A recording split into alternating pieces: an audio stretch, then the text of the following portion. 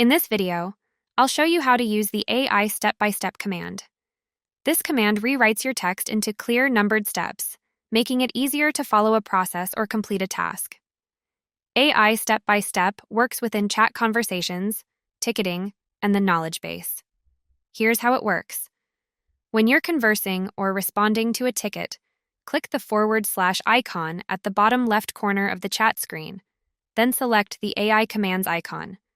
Choose AI step-by-step from the list of commands, type or paste the text you want to convert into steps, and press Enter. The AI will transform your text into a step-by-step format, providing clear and organized instructions. To use AI step-by-step in the knowledge base, start by creating an article and add a new paragraph. Enter a /, click the wand icon and select AI step-by-step. Then, type the text you want to convert into steps.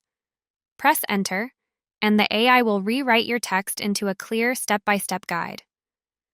For further instructions on how to use this function, visit our AI Assist Academy or schedule a call with an AI Assist specialist.